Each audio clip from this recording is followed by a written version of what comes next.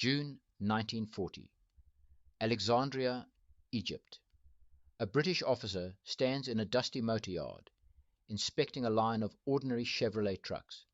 No armor, no four-wheel drive, no military design, just grocery delivery vehicles, and yet, within 3 years, these same trucks would travel over 1,000 miles behind enemy lines, destroy aircraft, guide elite commandos, and help change the course of the war in North Africa.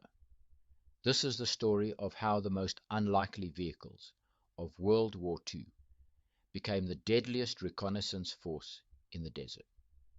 In June 1940, Britain faced a serious crisis. Italy had just entered the war, and its forces in North Africa outnumbered the British 4-1. To the south lay the Libyan desert, a vast, brutal wasteland stretching over 1,500 miles. Military experts believed one thing: no army could survive there, no supply lines, no water, no roads. The desert wasn't a battlefield, it was a dead zone. But one man disagreed. His name was Major Ralph Bagnold.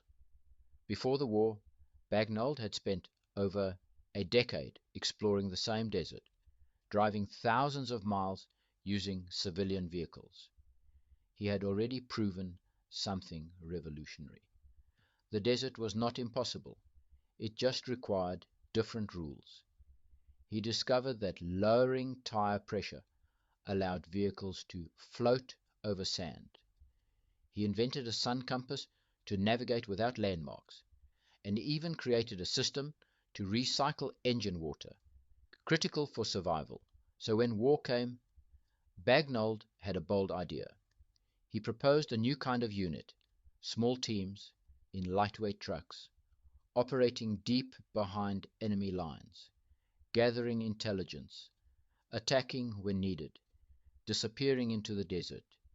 When asked how he would reach Libya, Bagnold simply pointed to the map and said, "Straight through the middle of the Sand Sea." He was given 6 weeks, almost no budget, and complete uncertainty. The vehicle he chose shocked everyone. Chevrolet WB, 30 trucks, civilian, rear-wheel drive, only 85 horsepower. They were never designed for war or deserts.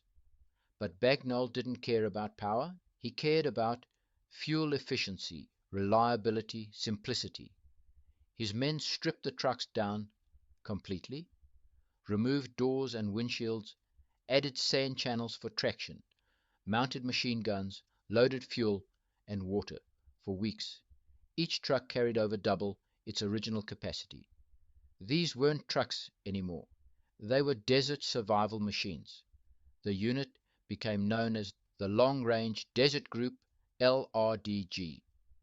Their first mission?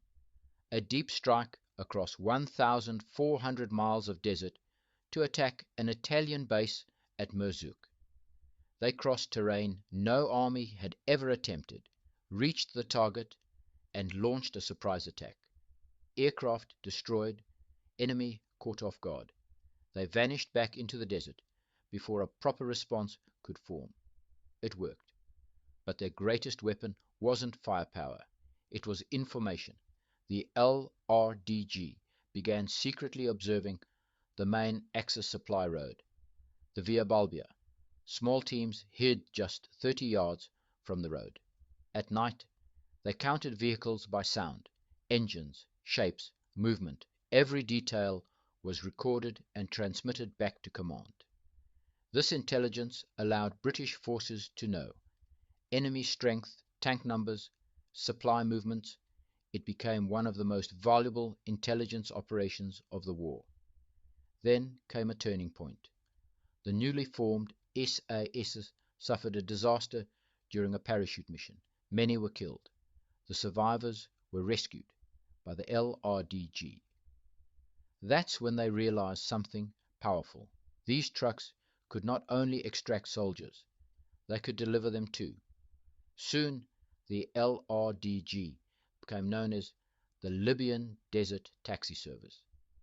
They transported SAS teams deep into enemy territory, leading to some of the most successful raids of the war. At one point, the army replaced their trucks with military-grade vehicles, more powerful, four-wheel drive. Sounds better, right? Wrong. These new trucks consumed twice the fuel, broke down more often, and struggled in sand. The LRDG quickly switched back, because in the desert, efficiency beats power, reliability beats armor. The humble Chevrolet was the perfect machine.